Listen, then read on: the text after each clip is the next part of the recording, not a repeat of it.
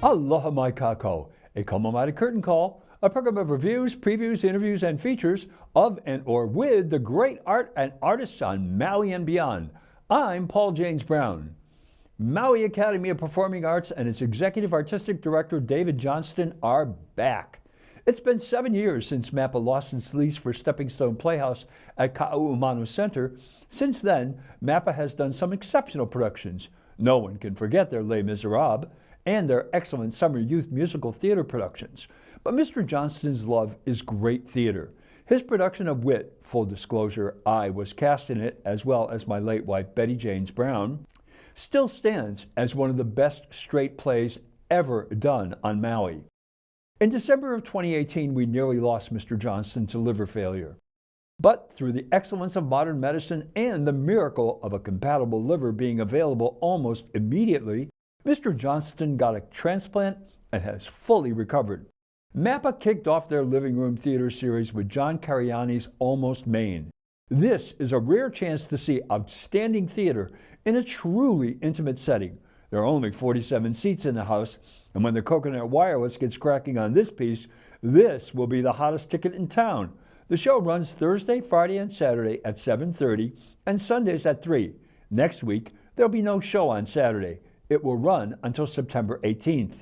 The play is about 9 couples in a mythical town in far north Maine that never really organized itself, so it's almost a town.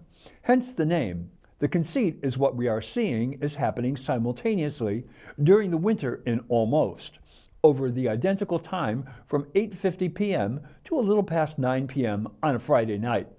Each of these couples is dealing with the various vagaries of love: loss, pain, abuse, frustration, embarrassment, heartbreak, breaking up, getting together, and everything in between. Almost Maine opens up in a prologue with Jeanette, Maria Mangai Ayam, and Pete, Dan Church. She declares, "I love you." He says, after a long pause, he does too. But does he really? His way of getting closer to her is unique and humorous.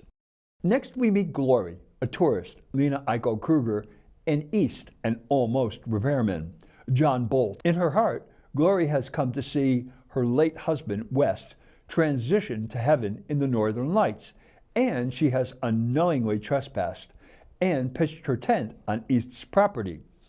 This one has some real surprising twists.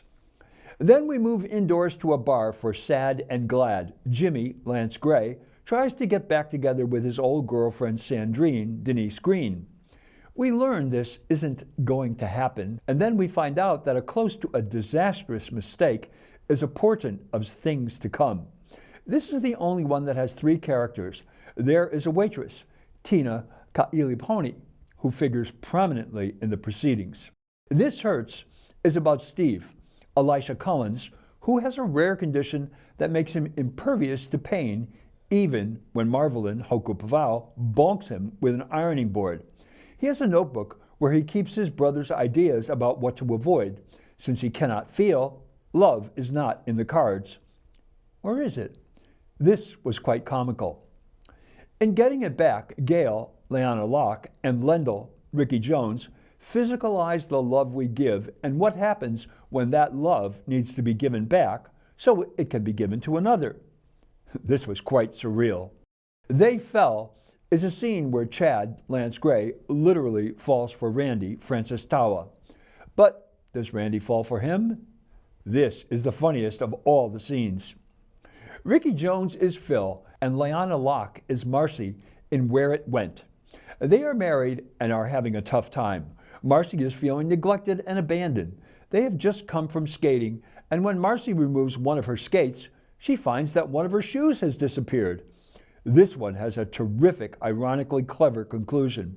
The story of Hope is one of the most bittersweet among all the scenes. Hope, Hokupavao, seeks out her former lover, Daniel, but when she arrives at where she has been directed he lives, she is met by a stranger only identified as man, Paul Jackal. Confused, she tries to get her bearings. She has come a great distance to finally give Daniel the answer to a question he asked long ago. And she is not prepared for what transpires. Dave, Elisha Collins, gives a gift to Rhonda, Denise Green. It's a painting, and he tries to get her to see what it is by tricking it. Rhonda is, shall we say, a novice when it comes to love, but boy, is she a quick study. This one definitely needed an intimacy coach. Mr. Johnston told me that was his job, as well as directing. Pete has now traveled far enough so he is much closer to Jeanette, and he realizes how much she wants to be close to him. The play ends with a beautiful tableau of the entire cast. Mr. Johnston has given us a true gem.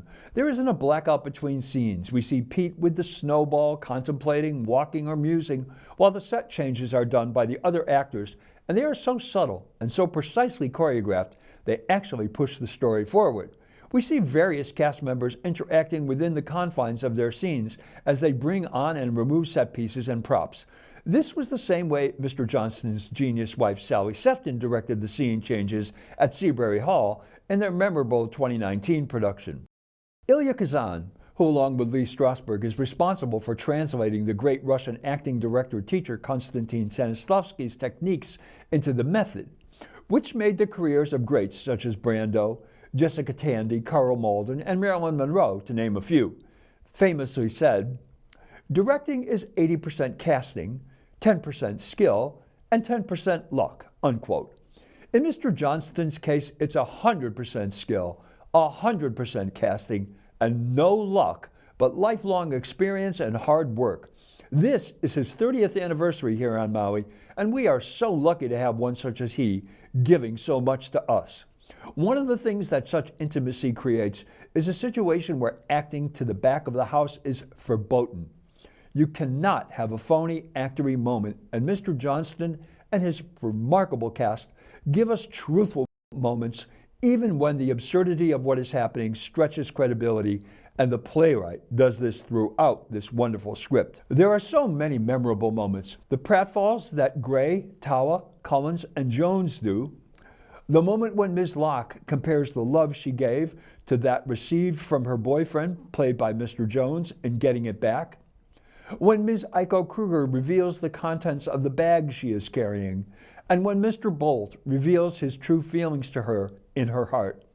The abandon with which Ms. Green and Mr. Collins carry on in seeing the thing, the moment Mr. Gray hears Ms. Kailiponi's name in Sad and Glad, when Mr. Tawa gets what Mr. Gray has said in They Fell, when Mr. Jones realizes that what Ms. Locke has been saying all along is correct in the conclusion of Where It Went, the moment when Mr. Jackal's secret is revealed and Ms. Pavau's transcendently beautiful moment after In the Story of Hope. I am certain there will be others you will find along with these. It is a great night at the theater that will stay with you as all great theater does. Kathleen Schills has found all the winter clothes on the island. Some of them are funny, especially the layers Ms. Green and Mr. Collins remove, and others, such as Ms. Pavau's elegant red coat and spiffy black stiletto boots in Story of Hope, are just plain stunning. Then there are the guy outfits in They Fell. Every costume tells us who these people are. The lighting in this intimate venue is marvelous, and the northern lights were more spectacular than the real ones. I can attest to this, having seen them in Maine. Mr. Jones gets the credit for this. In commemoration of Stepping Stone Playhouse, there is a pillar, albeit smaller, in the center of what used to be the MAPA office, now transformed into an exciting, marvelous, intimate performance venue. This show runs Thursday, Friday, and Saturday at 7:30 and Sundays at 3. Next week, there will be no show on Saturday the 10th. It will run until September 18th. Go to www.mauiacademy.org for tickets. And you better hurry, because only 329 more lucky folks are going to get to see and, more importantly, feel this exceptional production. Well, that's Curtain Call for this week. Mahalo nui loa for tuning in. I'm Paul James Brown. Ahui ho.